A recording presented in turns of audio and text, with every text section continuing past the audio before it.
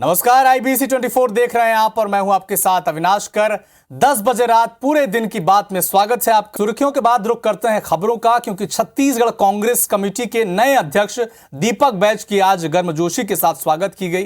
रायपुर में पार्टी प्रदेश मुख्यालय में मुख्यमंत्री भूपेश बघेल और नए PCC चीफ दीपक बैज ने 2023 में कांग्रेस की जीत का दावा किया और मंत्रियों विधायकों के अलावा पार्टी कार्यकर्ताओं को संदेश भी दिया कि सत्ता और संगठन को मिलकर 18 घंटे काम करना है और सबका लक्ष्य एक ही है।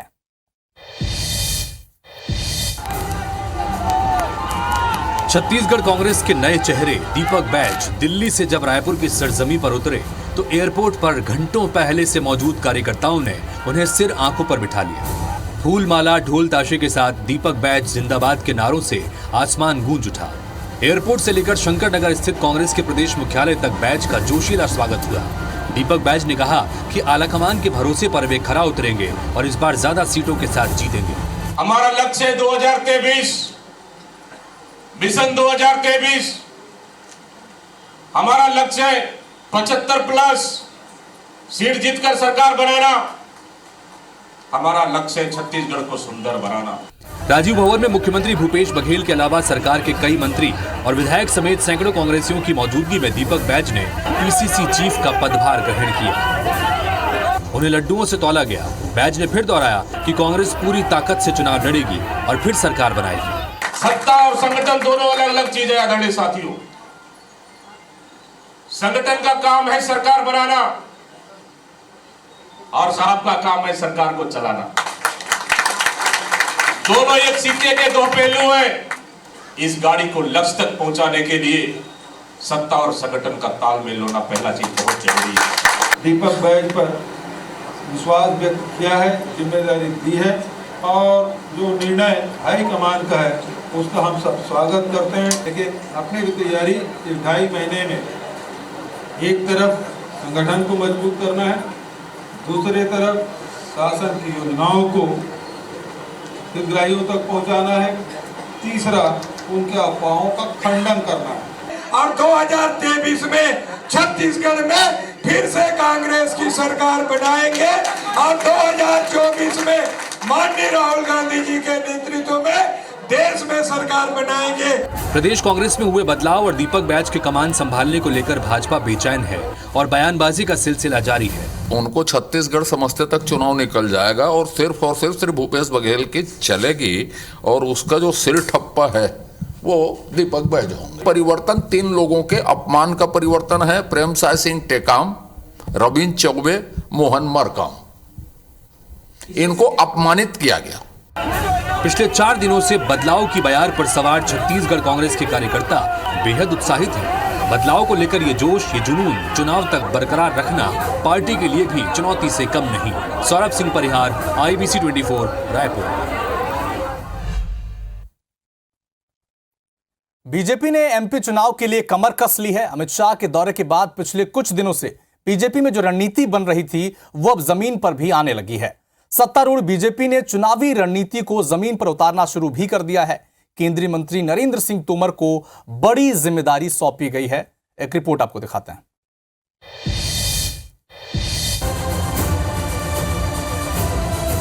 मध्य प्रदेश के विधानसभा चुनाव में चंद महीने बाकी हैं। कांग्रेस बीजेपी दोनों ही दल पूरी ताकत से चुनाव की तैयारियों में जुटे हैं। वहीं बीजेपी ने मिशन 2023 फतेह करने के लिए तुरुप का इक्का चला है। दरअसल जब CM शिवराज और नरेंद्र सिंह तोमर साथ आए हैं, बीजेपी ने जीत के झंडे गाड़े हैं। 2008 और 2013 में प्रदेश में दोनों की जोड़ी ने विजय हासिल की थी और तोमर को संगठन के साथ सत्ता का भी लंबा अनुभव है। माना जाता है कि तोमर की बात विजयवर्गीय, सिंधिया, प्रहलाद पटेल और उमा भारती जैसे बड़े नेता भी नहीं टालते और शायद यही वजह है कि नरेंद्र सिंह तोमर को पार्टी ने मध्य प्रदेश चुनाव प्रबंधन समिति का संयोजक बनाया है। नरेंद्र सिंह जी तोमर के रूप में एक अनुभवी, परिश्रमी और निर्णायक नेता को चुनाव प्रबंधन की कमान सौंपी है। नरेंद्र सिंह जी पूर्व में 2 बार अध्यक्ष रहे भारतीय जनता पार्टी के और दोनों बार उनके नेतृत्व में प्रचंड विजय भारतीय जनता पार्टी को मिली है। बहुत अनुभवी हमारे वो नेता हैं। उनके अनुभवों का मध्य प्रदेश को बहुत लाभ मिलेगा और उनके नेतृत्व में पहले भी हमने चुनाव लड़ा है, तो निश्चित ही उनका चुनाव प्रबंधन का संचालक बनना बड़े हर्ष की बात। राजनीतिक विश्लेषक मानते हैं कि 2 बार बीजेपी प्रदेश अध्यक्ष रहने के कारण नरेंद्र सिंह तोमर की कार्यकर्ताओं में अच्छी स्वीकार्यता है। कार्यकर्ताओं में पकड़ की वजह से जमीन पर बीजेपी को मजबूती भी जबरदस्त मिलेगी। एक खेवनहार के रूप में हमेशा उनका उपयोग होता रहा है और मैं समझता हूं कि इस चुनाव में भी बहुत चिंतन के बाद बीजेपी को लगा होगा कि इनका कोई विकल्प नहीं है नरेंद्र तोमर का, और उनको जिम्मेदारी देकर उन्होंने एक तरफ अपनी जो जीत का संकल्प है उसमें एक कदम उन्होंने बहुत मजबूती से आगे बढ़ाया है। 2018 में ग्वालियर चंबल क्षेत्र में पार्टी को निराशा हाथ लगी थी और जब से सिंधिया बीजेपी में शामिल हुए हैं, सिंधिया समर्थकों और बीजेपी के पुराने कार्यकर्ताओं में अक्सर मनमुटाव की खबरें आती रहती हैं। लेकिन तोमर के सिंधिया से भी अच्छे ताल्लुकात हैं। ऐसे में भारतीय जनता पार्टी चंबल अंचल के साथ प्रदेश में बेहतर प्रदर्शन की उम्मीद कर रही है। विवेक पटैया, IBC 24, भोपाल। भोपाल से आपको एक बड़ी खबर बता दें, नरेंद्र सिंह तोमर बीजेपी प्रदेश कार्यालय पहुंचे हैं। प्रदेश चुनाव प्रबंधन समिति के संयोजक बनाए जाने के बाद नरेंद्र सिंह तोमर पहली बार भोपाल पहुंचे हैं। सीएम शिवराज सिंह चौहान ने उनका स्वागत भी किया है। तो इस वक्त की एक बड़ी अपडेट आपको बता दें, नरेंद्र सिंह तोमर केंद्रीय मंत्री इस वक्त भोपाल पहुंचे हैं। मध्य प्रदेश चुनाव प्रबंधन समिति का संयोजक बनाए जाने के बाद नरेंद्र सिंह तोमर का भोपाल का यह पहला दौरा है और सीएम शिवराज सिंह चौहान ने उनकी अगवानी की है, स्वागत भी किया है।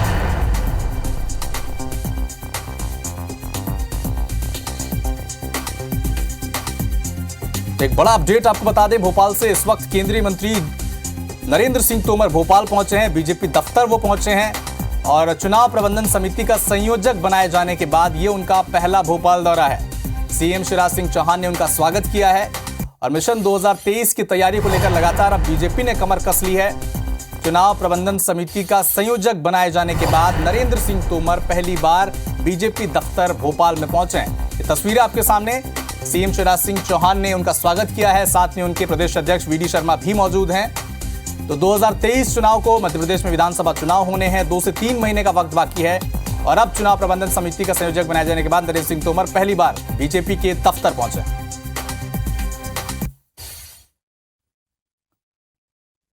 अमित शाह के भोपाल दौरे के बाद बीजेपी ने अब कमर कस ली है। विधानसभा चुनाव जीतने के लिए लगातार मंथन का दौर चल रहा है। आज भी बीजेपी दफ्तर में दिग्गज नेता जुटे रहे।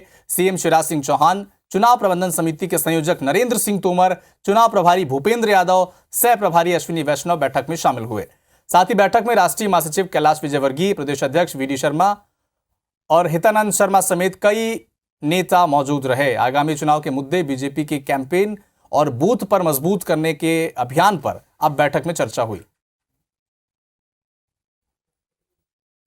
तो तस्वीरें भोपाल की, जहां पर लगातार अब चुनाव से पहले मंथन हो रहा है और बीजेपी में लगातार 2023 के चुनाव से पहले बीजेपी ने कमर कस ली है। संगठन से लेकर बूथ स्तर पर पार्टी को मजबूत करने के लिए लगातार बैठकों का सिलसिला जारी है।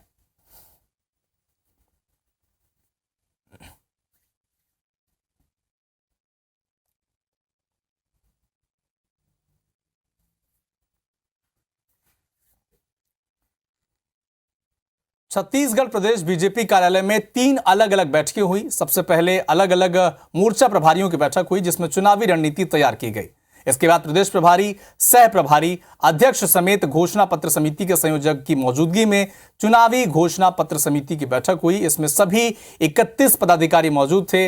इसमें तय हुआ कि विधानसभा स्तर तक समिति के सदस्य और पदाधिकारी जाएंगे और हर वर्ग, हर तबके के लोगों से मुलाकात की जाएगी, उनकी समस्या सुनी जाएगी और उनकी मांगों को समझा जाएगा। फिर उनकी संभावना का परीक्षण कर उन्हें घोषणा पत्र में जगह दी जाएगी। इसके तुरंत बाद ही आरोप पत्र समिति की बैठक भी हुई जिसमें मानसून सत्र के दौरान सरकार को घेरने की रणनीति पर मंथन हुआ। साथ ही सरकार के खिलाफ लाए जा रहे अविश्वास प्रस्ताव पर भी नेताओं के बीच बातचीत हुई। तो 3 अलग अलग मुद्दे, एक तरफ घोषणा पत्र, दूसरा आरोप पत्र और तीसरा मानसून सत्र में कैसे सरकार को घेरा जाए, इस पर बीजेपी ने आज मंथन किया है। तो ये तस्वीरें रायपुर की, जहां पर आज बीजेपी के तमाम नेताओं ने छत्तीसगढ़ में होने वाले चुनाव को लेकर कैसी रणनीति बने, घोषणा पत्र, आरोप पत्र और इस वक्त जो मानसून सत्र होने वाला है उसको लेकर कैसे सरकार को घेरा जाए, उस पर रणनीति बनाई गई। अलग अलग बैठकों में आगामी कार्यक्रमों की योजना रचना हम सब ने की है। किस प्रकार से घोषणा पत्र के लिए कार्य योजना बने, इसकी चर्चा हमने की है।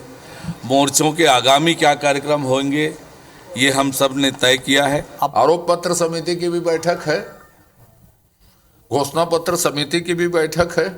सरकार रोज तैयारी कर ले, सुबह शाम तैयारी कर ले, पहाड़ा जैसे पढ़ ले, उससे कोई फर्क नहीं पड़ रहा है। उसके कुकृत्य इतने हैं कि उनको चुनाव हारना ही है। विधानसभा चुनाव से पहले शिवराज सरकार एमपी में विकास पर्व मनाने जा रही है, जिसकी शुरुआत कल बड़वानी और धार जिले से होगी। विकास पर्व 14 अगस्त तक चलेगा। इस दौरान 28 दिन के तक 2 लाख करोड़ रुपए से ज्यादा के विकास कार्यों का भूमि पूजन और लोकार्पण किया जाएगा।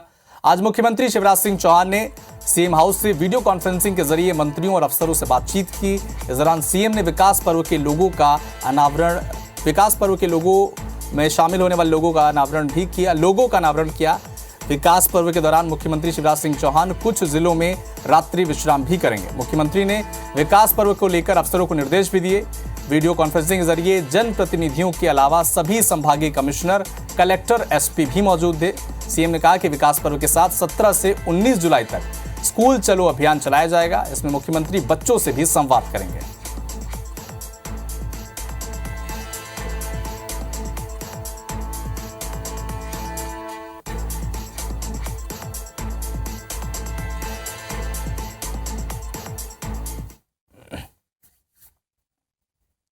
मोदी सरनेम केस में 2 साल की सजा पर रोक के लिए राहुल गांधी सुप्रीम कोर्ट में याचिका लगाई है। सूरत की सेशन कोर्ट ने 23 मार्च को कांग्रेस के पूर्व सांसद को सजा सुनाई थी। फैसले के खिलाफ राहुल के वकील गुजरात हाईकोर्ट गए थे, जहां 7 जुलाई को हुई सुनवाई में कोर्ट ने सजा पर रोक लगाने से इनकार कर दिया था। हाईकोर्ट ने कहा था कि इस केस के अलावा राहुल के खिलाफ कम से कम 10 केस पेंडिंग है। ऐसे में सूरत कोर्ट के फैसले में दखल देने की जरूरत नहीं है। कांग्रेस ने गुजरात हाईकोर्ट के फैसले के बाद कहा था कि अब वो सुप्रीम कोर्ट जाएंगे। इसके बाद अब सुप्रीम कोर्ट में कांग्रेस की तरफ से राहुल गांधी की सजा को रोक लगाने के लिए अब वो सुप्रीम कोर्ट जा चुके हैं, याचिका दायर की है।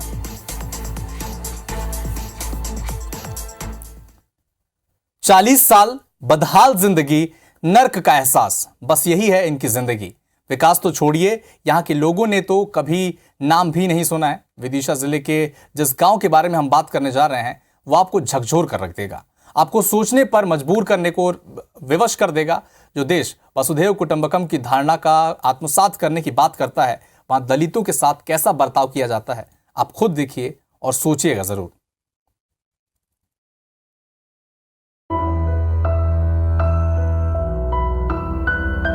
पहले ये तस्वीरें देखिए, फिर कहिए कि हम आजाद हैं। इनकी बेबसी देखिए, फिर कहिए कि हम आजाद हैं। ये जिंदगी देखिए, फिर कहिए कि हम आजाद हैं। ये मौत देखिए और फिर कहिए कि हम आजाद हैं। ये गांव है विदिशा जनपद पंचायत के तहत आने वाले परासी खुर्द का। इस गांव के दलितों को अच्छी जिंदगी तो छोड़िए, मौत के बाद भी सुकून मयस्सर नहीं। एक दिन पहले ही यहाँ एक बुजुर्ग की तबीयत खराब हुई, लेकिन कीचड़ भरे रास्तों के कारण अस्पताल तक नहीं पहुंचाया जा सका।